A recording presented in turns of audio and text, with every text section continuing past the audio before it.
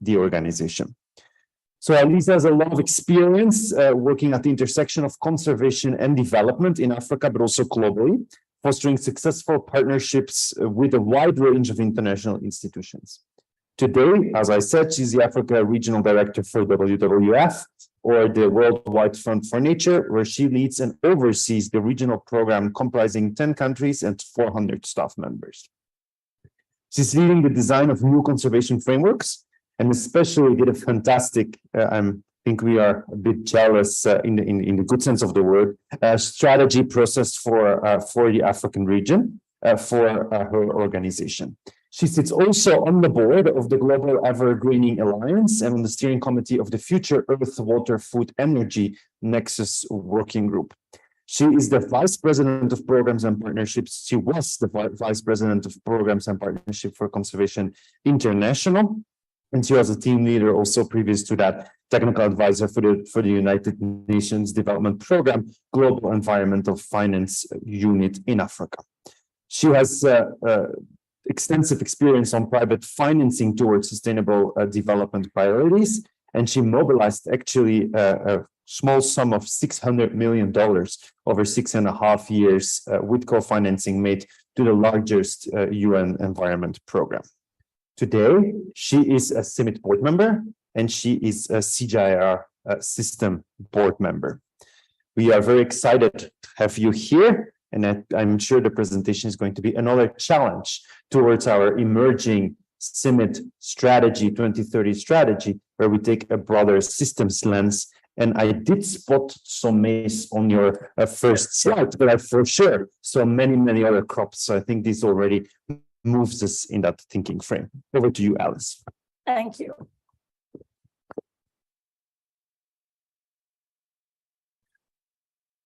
Thank you very much for that wonderful introduction, Bram. It is a pleasure for me to be here, really as a system board member of the CGIAR, which I know you are a part of, as a board member of CIMMYT as well. It's great to be here. And the region director for WWF, the Worldwide Fund for Nature, where I work in Africa. And I'm here to talk to you about nature-positive food systems. I'm glad that Bram has already talked about the fact that you are looking at a systems approach. When you think about WWF, who are we? We started out as a World Wildlife Fund. In fact, we only changed our name a couple of years ago to the Worldwide Fund for Nature because we realized that we could not conserve wildlife on its own. That wildlife exists in landscapes where you have people, where you have agriculture, where you have industry, where you have everything. So it's in a system. And so for us to be able to do our work properly, we need to work with all pieces of the system. And and so when we talk about food, it's the same story that I will be talking about here. Okay, so maybe to start with a stock take of on what's happening on the planet, you'll see the big headlines that I'm talking about here today. We are in the planet is burning, right? That's what to say. We are really burning. And we were already burning even before COVID-19. We were already burning before the Ukraine-Russia war, and we are continuously burning now. So when you look at the various headlines, I'm just going to put them out here. You can see climate crisis, the hottest for at least 12,000 years. That came out 2021, but even as I just came back from Sharm el-Sheikh, and every study that came out during COP27 shows that we are burning, and we are not going to meet the 1.5 target that we all promised ourselves. And record-breaking rainfall. We know about Pakistan, the big floods there. And WWF just produced its Living Planet report, which again revealed a devastating 69 drop in wildlife populations. And actually climate change is a big part of that. But what's also very interesting is for a long time, when we worked on wildlife, we always had we always looked at the biggest challenge in conserving wildlife as poaching, right? And we had a lot of an anti-poaching strategy. But actually, more and more, we realize that the biggest challenge to wildlife is agriculture. It is the expansion of land for agriculture that is continuously squeezing those corridors, squeezing the space where the elephants could be. And that's when we started to realize that we needed to work together. We needed to work with people like you and others whenever we had a wildlife strategy. Another big headline: world close to irreversible climate breakdown. And when you look at the global risks, the World Economic Forum put out together the top 10, you can see climate action, extreme weather, biodiversity, social cohesion, livelihoods, infectious diseases, of course, human environmental damage, natural resource crisis, debt, geoeconomics. So huge. Again, I think showing that at the global level and worldwide, we're starting to see these as some of our biggest challenges over the next 10 years. So what does food have to do with it? Because that's what we work on. What does it have to do with it? And it's a lot, right? Look at agriculture's growing footprint. Agriculture responsible for what? 80% of the global deforestation, 29% of global greenhouse gases, 70% of fresh water use, 70% of terrestrial biodiversity loss, 50% of fresh water, land degraded. So agriculture front and center in this, but also front and center because we need agriculture. We need to feed a growing population. So there really is no trade-off. There is no saying that because we have to protect nature, because it's in the top 10 risk, we also have to feed people.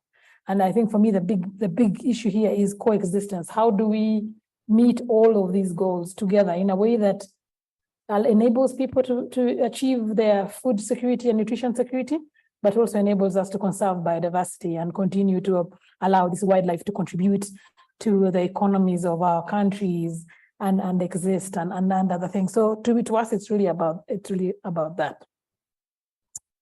And the health impacts of food, of course, they're there. We need to be aware of those.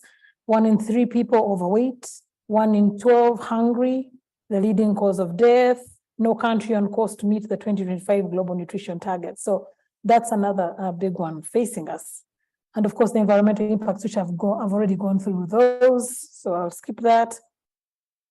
But look at agriculture's impact on climate and on greenhouse gas emissions. And this slide underscores why we must work on food systems, because even if we could, and really for a long time, the narrative has been reduce fossil fuels, right? Get clean refrigerants, get this. But the data is very clear. Even if we would remove fossil fuels today, the current trends in the global food systems would prevent us from meeting the target. So your work remains the most important work we can do to tackle the climate problem. We must work on food systems. The emissions from agriculture and land use will consume 70% of the budget available in 2050. So whatever it is, we must work on food systems. And of course, business as usual is not working. This is data from Africa. Still 100 million people are facing hunger, despite all the wonderful work you do and we do. Crop yields still on the decline. This is probably none of this is new to you. Family livelihoods impacted, and this is why we must act. So we think, yes, there is a triple challenge: biodiversity, food, and climate, but it is also a triple opportunity. And I think it's important for us to look at this as an opportunity, and it's not all doom and gloom. There are solutions, some of which you have, and we must do that. And the opportunity to close this triple gap is to produce enough healthy food for a growing population on the same extent of cropland available today, while reducing emissions. And I think the science that you do, the work that you do, will enable us to do that. We must be able to do that. We must be able to produce enough food on the same land, because we can't continue converting more land, and also reduce farm level emissions. Okay, so we posit that we can do this by rethinking the relationship between agriculture and nature. On that same land where you are growing, we know agriculture has an impact on nature. We talked about that. But we also know that these agricultural landscapes can be great habitat for wildlife and great corridors for our elephants.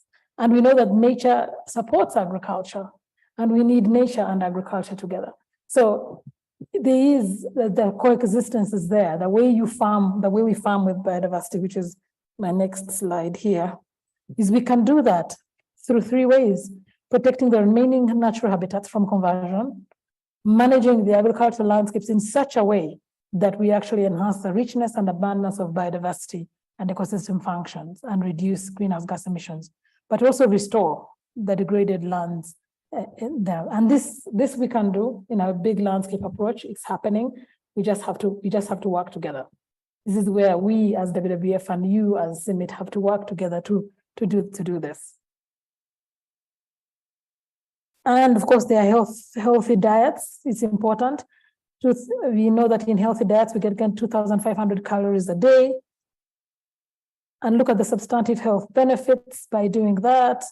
Of course, the comparative risk, if we don't do that, 11.1 million deaths a year.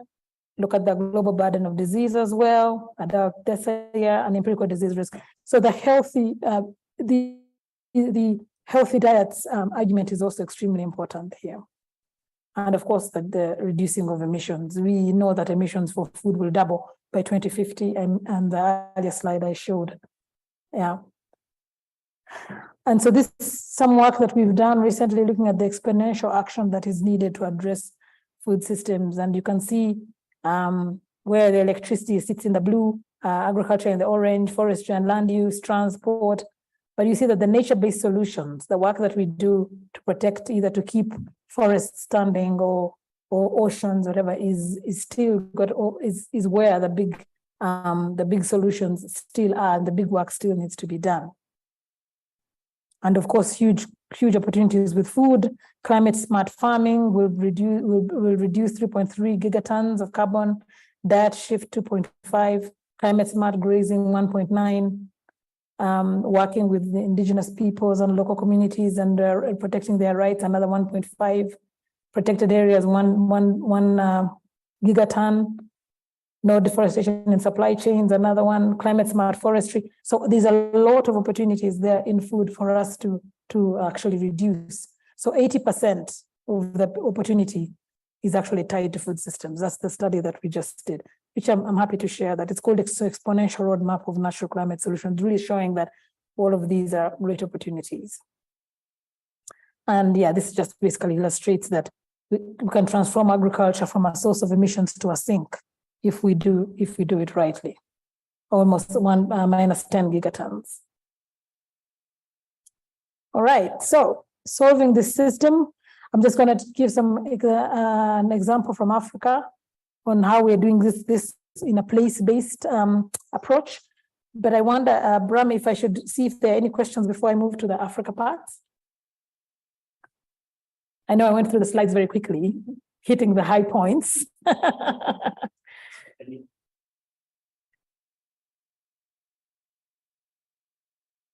Okay. Any questions on this? I'm checking here also the chat, and I can read those that put in the chat their questions. So any questions from the group first here on this first part? Yes. Do we have a mic so that people online can also hear? Thank you, Isabel.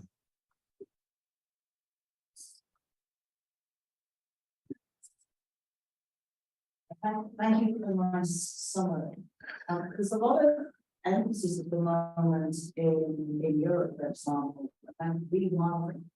So taking the less productive agricultural systems, often open grazing systems, out of production and rewiring. Do you capture that in the forestry and wetland reclamation, or is that an additional thing that could be considered in this status? No, good point. I think we capture that in the restoration. So when we talk about restore, I think that was one of my slides. Oops, I can't get back now. There was the part about protecting and restoring. So we capture that there. So in terms of, so you can either you you produce on the same land, you conserve the corridors, but you also restore degraded lands. So that rewilding is something that we capture through that. Yeah. Thank you very much. Maybe a very quick comment about this point. What about recycling? Recycling also have a very important role to play in that way of making agriculture being a net positive to our clients. Thank you. Thank you. Yes, I agree. Definitely recycling is one of those. And in fact, when we do the work, our work in WWF on food systems looks at the three main, it looks at production, consumption, and then the food loss and waste. So in production, we are focusing mostly on how food is produced, how much of a footprint is it having, and how can we reduce that footprint.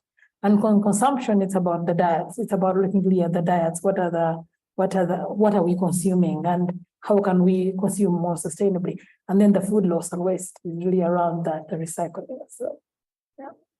We have a question here in the chat. What is the role of agroforestry in your model, especially with agricultural tree species? Huge role for agroforestry, because when you think about one of the biggest challenges we have is there isn't enough land. There isn't enough land for agriculture, and that's why we keep converting. But I think if we can put trees on farms, then we can start farming. We're talking about the farming with biodiversity. When we talk about farming, really agroforestry is one of those main ways to do that, because you're putting biodiversity on the land and you're able to combine both the crop farming and keeping the trees on. Yeah, huge role. It's one of those highest which we call nature-based solutions. Now, one for me, if you look with your WWF or with your Panda hat on, and you look at CIMMYT, today, what opportunities do you see to realize this vision together? Lots of opportunities, because when you think about why are we converting more and more land for agriculture, it's because whatever we're doing on the land that we have is not productive. At least we see it's not productive.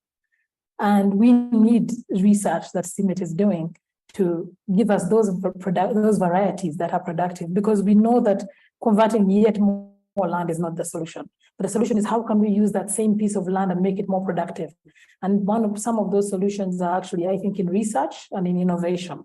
It's one, and I think the work you guys are doing on looking at the various varieties and looking at where those varieties are more productive is extremely important. And I think that's where we have to work together. Thank you. Any more questions from the audience? No. Okay. I have one more here. Yeah. Sorry, from the screen. Food demand is increasing fast due to increasing population, and this is putting a lot of pressure on natural systems, particularly in developing countries. What do you think should be done to balance food demand and our environmental health? Yes. Easy questions. I know. Easy question. I can't say that I was going to say, I could say let's reduce population, but that's always a controversial one. I think it's about we need to increase productivity. Frankly, our yields are very low.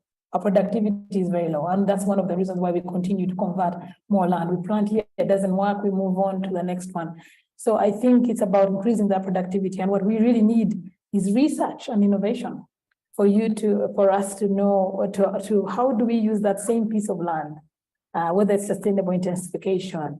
I know there's a lot of use of fertilizer and there's use of the seeds, but I still think our solution is going to be in research and innovation, and that's why I'm here, and that's why I believe in the work that you do, because I don't think we've done enough research to find out what are those crops that we need to have, and where are those places where we can get the best bang for our buck. And we need better extension. We need that our farmers to also know this. But conversion of more land is not the solution. Yeah. I think there's no more questions, and let this be approved. I'm glad. Okay, so I'll just give an example of what we're doing in Africa. Though my thing is not moving anymore, my clicker, and neither is my computer, so I'm stuck. I'm stuck with solving the great food puzzle.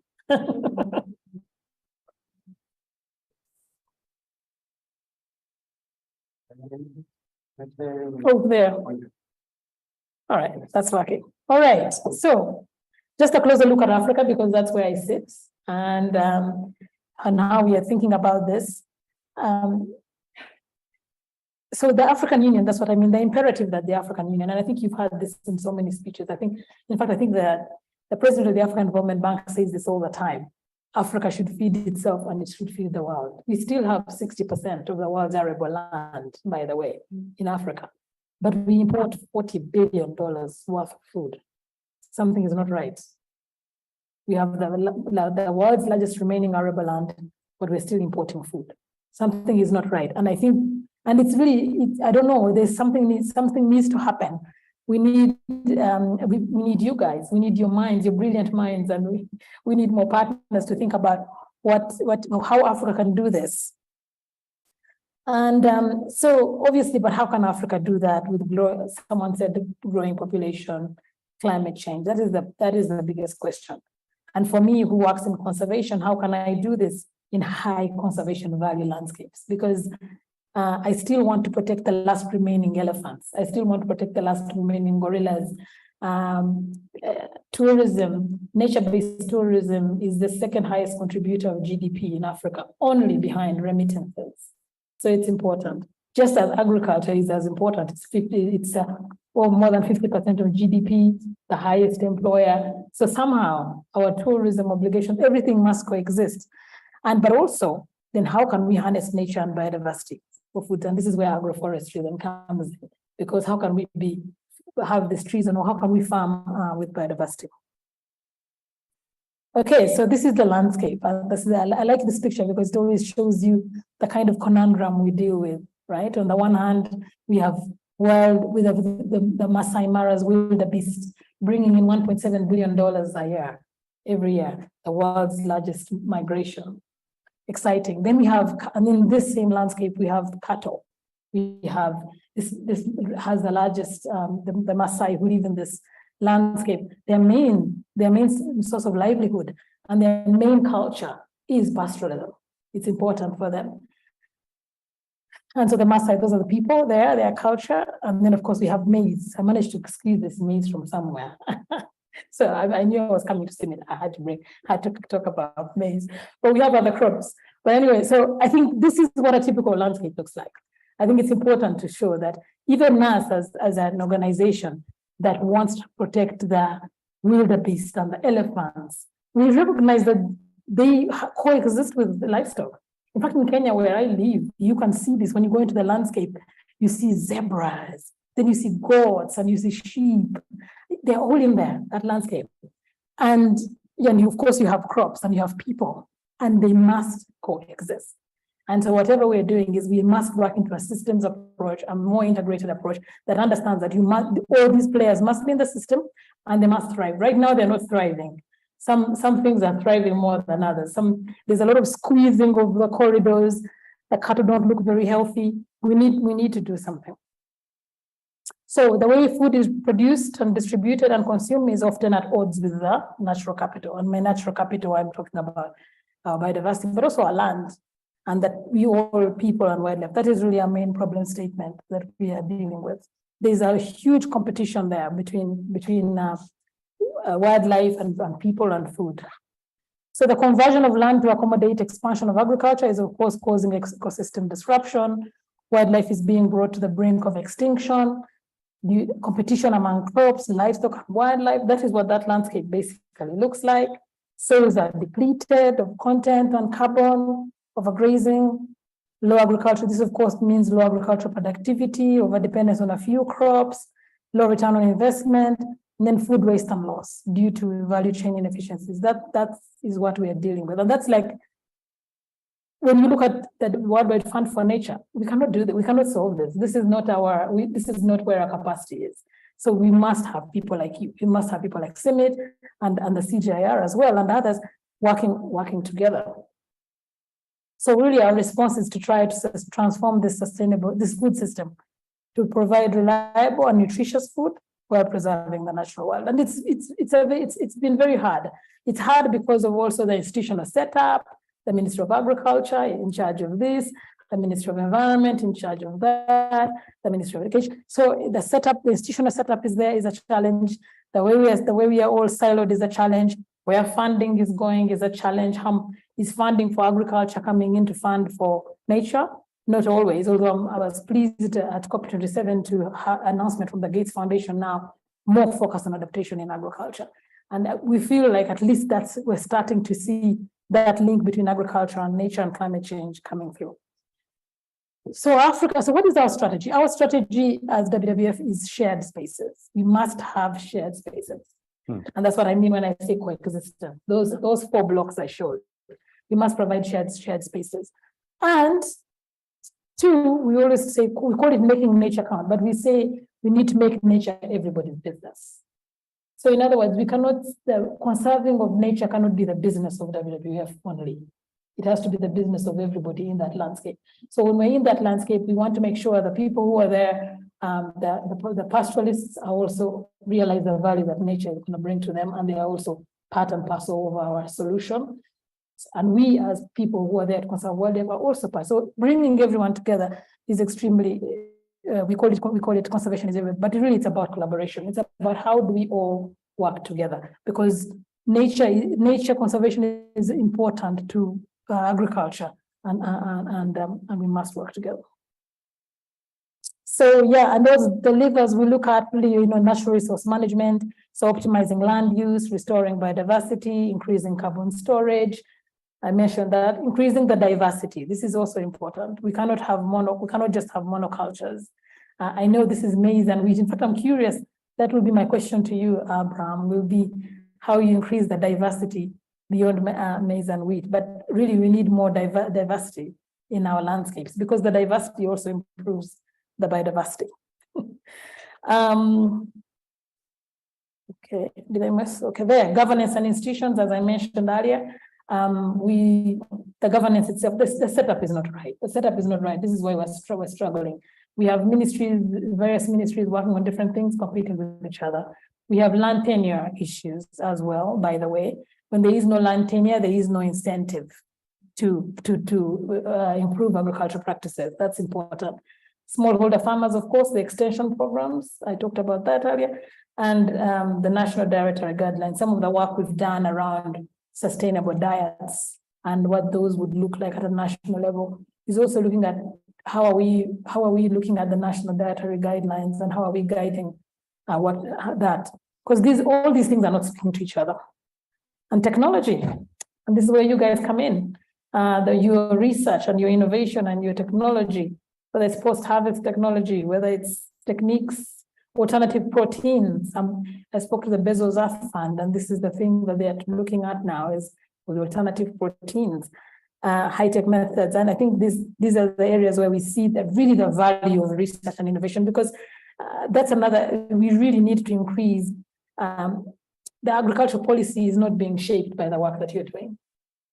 Yeah, so your science is there, we know it's there, you're doing amazing things, but how much of that science is coming in and informing our agricultural policy? We need to strengthen that science policy interface. So we have what we call the Africa Foods Futures Initiative. We look at 3 different pillars there, and in some of these, especially in the agroecology, we are working with CIMMYT, especially in Zimbabwe, and I'm looking to increase really more and more of your work. But what we're trying to do in those 3 things is, so we need, first and foremost, we need land use planning, because one of the challenges, if we can put a land use plan that enables wildlife corridors to be there, agriculture to produce to the level that we need it to feed people, water use management is there. That's really what we are looking for. And agroecology really is about how we implement all those various innovative ways on farms, comparing evidence as well. And then value chains, because the value chains, what they do is then they provide, if in the spaces where we are doing agriculture, they are very highly productive, and people are able to realize livelihoods, they will not encroach the corridors for wildlife.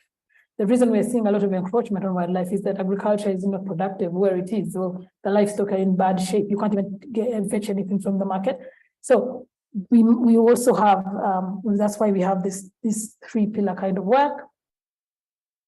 And what we try to do is to showcase transfrontier conservation landscapes, because our starting point is conservation landscapes, but we want to show that in these conservation landscapes, we have effective land use planning, which allows for zoning, a zoning for corridors, zoning for agriculture, zoning for people, based on suitability, but also demonstrates that sustainable agriculture can make a positive contribution to wildlife dispersal by acting as connectivity areas. I know it's a mouthful.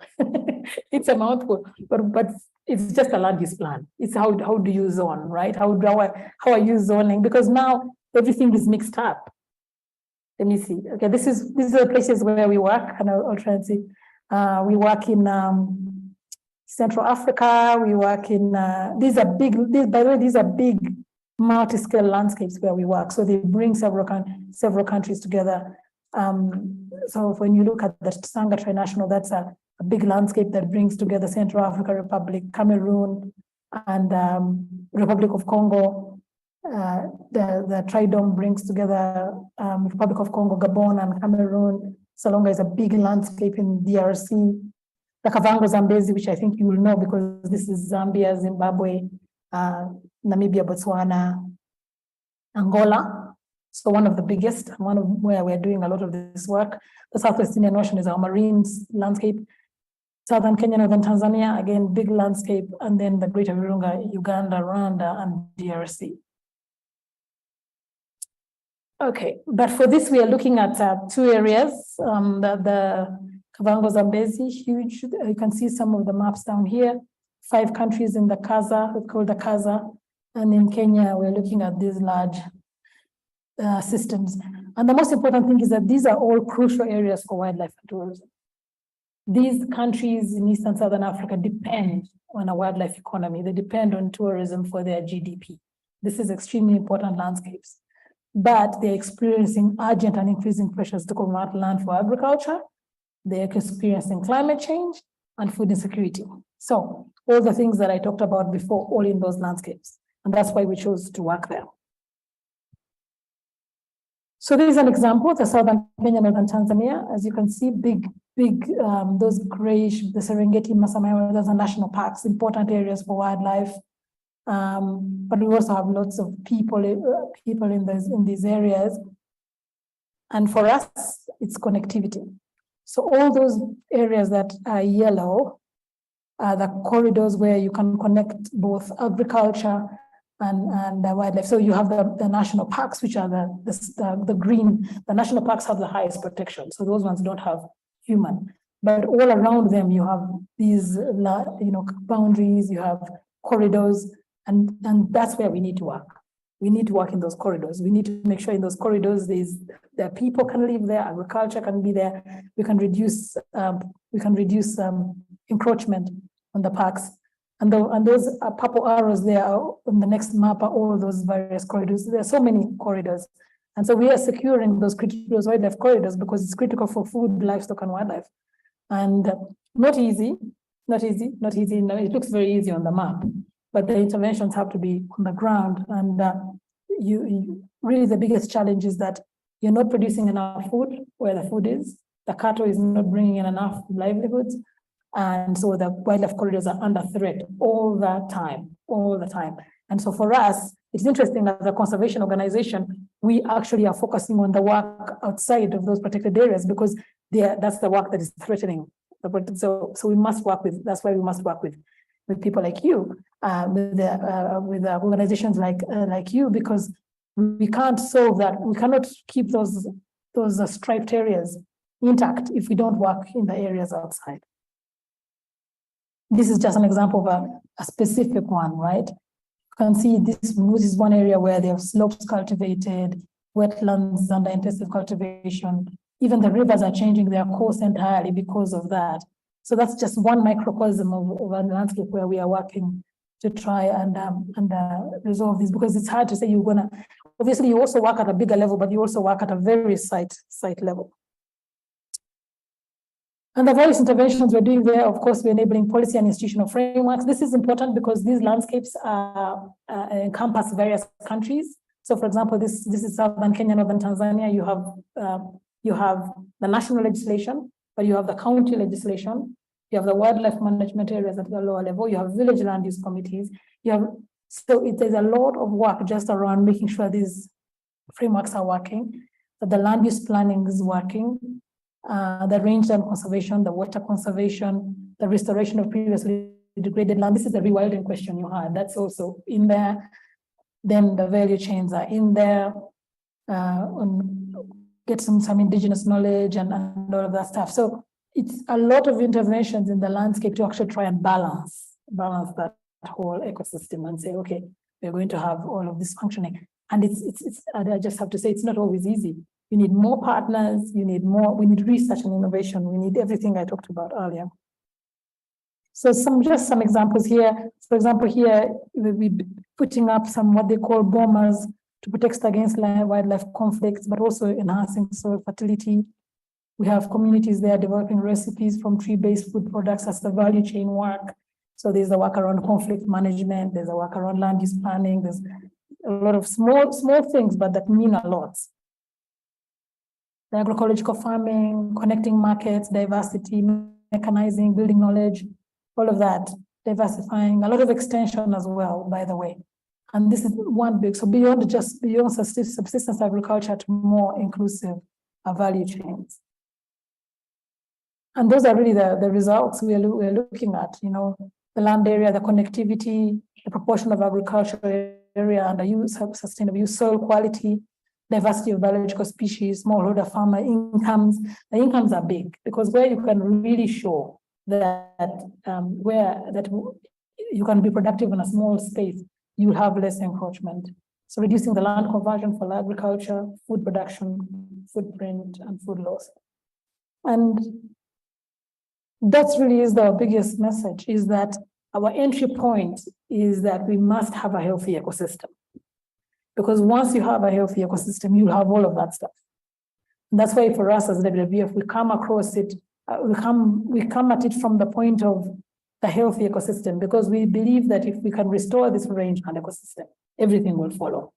The wildlife the corridors will work, the agriculture will work, we reduce climate change, we'll get better human well-being. And there you are. It looks like, in the end, it can look like that. That is the perfect picture of what it would look like in one big landscape. Just a quick mention on our policy coherence, because I think it's important to talk about this policy coherence. This came out also as very much in the work that,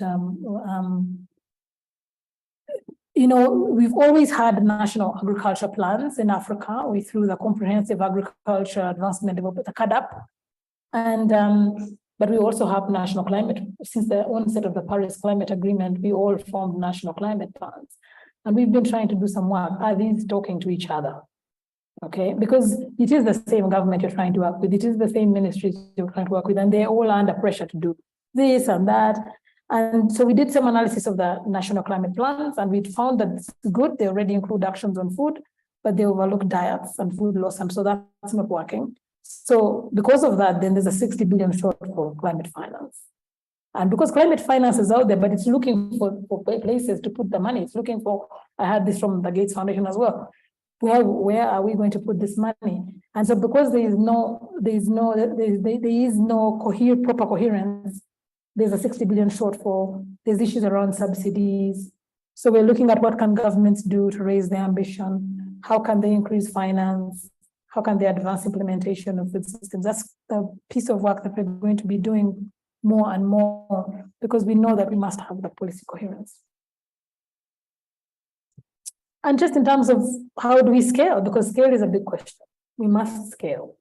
And so what we're saying is, yeah, if we can do this work we're doing in Southern Kenya, Northern Tanzania, which is one of the rangelands, and it's 43% of rangelands just in Africa, yeah, there is an opportunity to scale. If we can get it right in a certain landscape, then we can scale it up across the 43%, which is huge.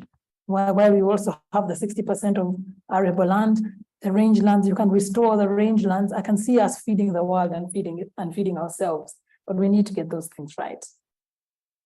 We've also expanded our global grasslands and savanna initiative in the Pantanal, in Paraguay, Bolivia, and Brazil, in the Drakensberg grasslands in South Africa, in the Cerrado in Brazil as well, and the Eastern Mongolian steppe. So we're doing a lot of work around pushing pushing forward the work we're doing in grasslands in other parts of the world. This is just work in progress, so I don't have results to talk about there.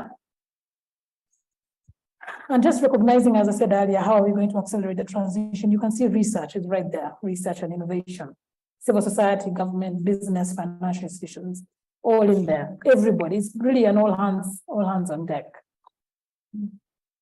Yeah, technology, innovation, nature, decision making, all of that is part of it. And partnerships, I said, are key. We're working with civil society organizations, community-based organizations, governments, private sector departments, academic institutions. All that is important. And these are my last words. Sorry, it's a long presentation. Yeah, but really what I'm saying, the main point is that we're transforming agricultural systems and supporting farmers to enhance adaptation so they can build resilience. It's imperative. And equally important, of course, is nature-positive food production to reduce emissions and to restore nature, limiting the most damaging effects of climate change. But it's also important to shift to healthier and more sustainable diets. We talk a lot, and of course, reducing loss and waste. I think the issue in sustainable diets, of course, has always been, in Africa, it's always been that we still do have protein deficiency. So we can't push so much and say you can't have meat, but there's still some ways that we can do this.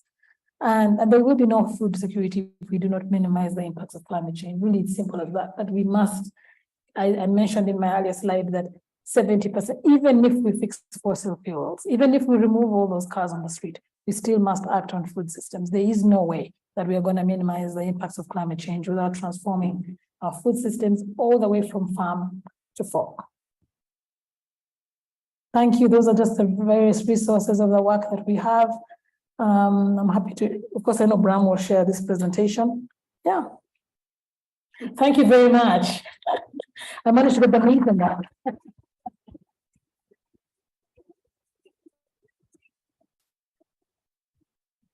Thank you. And once again, we open the floor for questions. I think we have another 10 minutes. So questions from the audience. And again, I can read the chat here. Kevin. Thank you very much for this interesting and thought-provoking and inspiring presentation.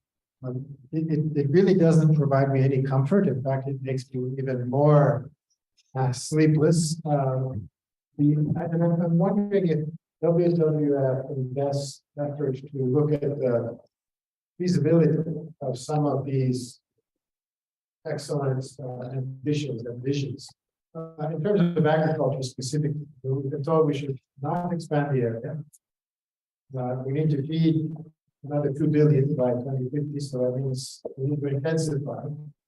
And we're asked to do it while bringing the footprint, carbon footprint, preferably not even to zero, but to actually a sequester of carbon. So thinking about the areas where we produce food, many of these soils require inputs, nitrogen fertilizer or drainage, which exposes them to oxidation and carbon release. So I would like to see a really scientific assessment of feasibility of achieving this. And I suspect it is, but maybe not by 2050 when population is still increasing.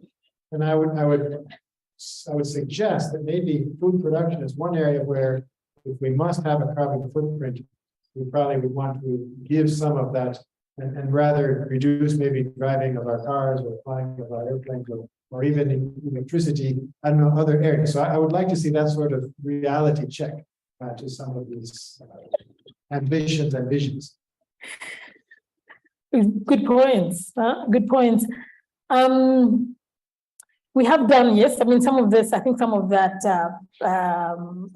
Great Food Puzzle work is doing some of that feasibility.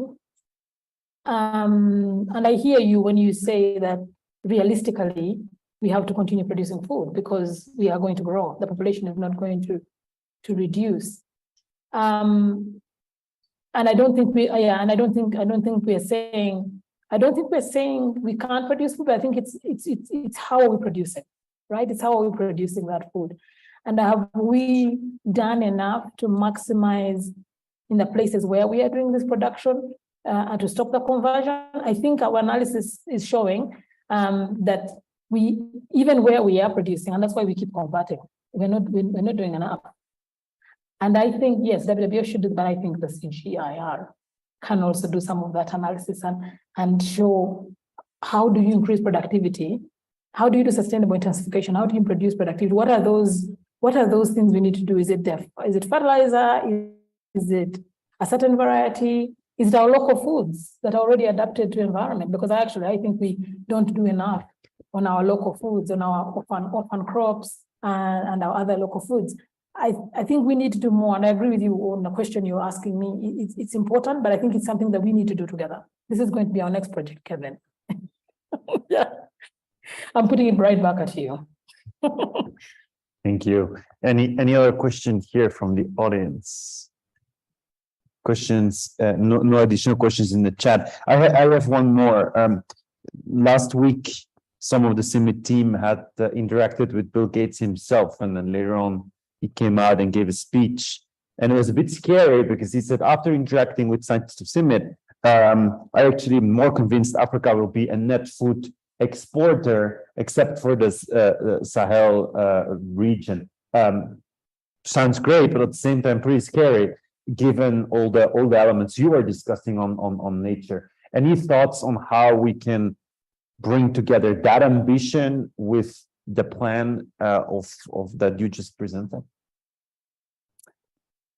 Yes, I had that speech. It was in Nairobi, right? I saw that. And it's the same message, I think, that the African Union keeps saying, Africa can feed itself. Same, I think the African Development Bank talks about. And yet when you look around, yeah, you're right. You see 60% of the last remaining arable land, but where is it? Where is that land, right? And we still have people who are hungry. And I'll come back to research and innovation and challenge you a little bit on that, because I think that we still need more research and innovation. I don't really have the answer, but I think the belief out there politically is that we can do it, and we must, but we need to bring all of these things I talked about together. I don't think we can do it only with research. I think we need the institutions. I think we need the technology and the research innovation. We also need the smallholder farmers to be, the extension systems to be working. We need the livelihoods to be working. I think we need to meet both the needs of people and nature. And to me, that's the shared space that I talk about. I don't think we have the balance right. And because we don't have the balance right, it's either we're meeting more, we as a nature organization are investing $1 billion a year in, that's how big we are. But we're investing a lot of money more in conserving nature that's not even being conserved. I mean, when we look at the Living Planet report, we're not making, and in fact, the reason we're not making progress is because of exactly that. We're not making progress because we are not addressing the drivers. And the drivers are people and people's needs. And I think that's why we need that balance. So yeah, we still need to work together. Excellent. And I have one more question here that goes to the core of the matter, which is, of course, money. I would like to hear more from you about the way you think this proposed and very necessary transformation will be financed. Finance being key. Most of the farmers are you're talking about, are small-scale family farmers who consume most of their food, the food they produce. Market solution may not work for them. And you mentioned climate financing. Stay short. What's the alternative? What can we do better on that front? So I personally believe that the money is there, but it is not being allocated properly, that it's only going to, if the need is on the ground, right? The need is on the ground, the smallholder farmers that you're talking about, but I don't think they are seeing this money. I think the money is stopping somewhere. And I sat in several private finance for agriculture sessions at the COP27. In fact, the finance was the biggest discussion at COP27, the private finance for agriculture, by the way, for adaptation in agriculture was the biggest topic everywhere. And I think for me, the conclusion there was that even when we're sitting with the tables with the people who have the money, is that they do not, that money they're giving, wherever they're giving is not reaching where it should be reaching. And they do not know what to do. And my answer to that was that we need to build the institutions where the need is most. That's where we need. So we need the smallholder farmers to be empowered to receive these resources and make the changes that they need to make. I think that the money is stopping at a certain level, maybe at our level, at WWF and others, but we need to go down. And it's always difficult to go down because the work there is harder. It's where the real work is, it's where the real hard work is. And I just feel like for a long time we haven't invested there. And we need our local organizations, our small committee, our small village committees. When I go into the ground, that's where I see the work is the real, because they understand the landscape, but they don't have the resources. We need to put the resources there. So that would be my thinking. It's not the perfect one, but I think that that's really where the gap is at the moment. So the money is there. I don't think there's no money, but I don't think it's reaching or it's being distributed in the right way. That was my conclusion in that from what I heard. Thank you. And I think you also leave us with a big challenge here. I'm going to look for a last, All right. So with that, I want to once again thank you. And I think it deserves a round of applause.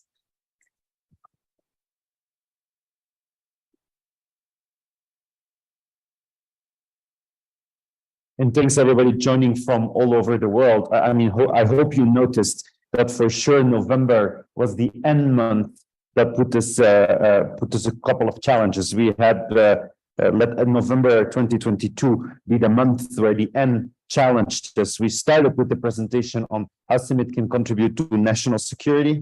It was followed by a presentation this week or last week, it's a little bit blurry, about how CIMMYT should contribute to nutrition in Whole Grain Day. And today we had a presentation how CIMMYT should contribute to nature conservation and nature positive.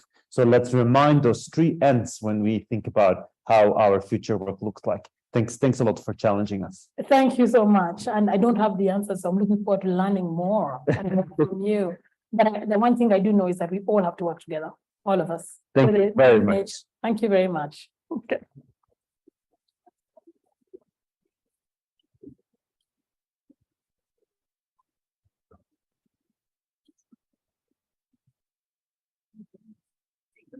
Thank you. It was useful. It was long. Better than brown jackets.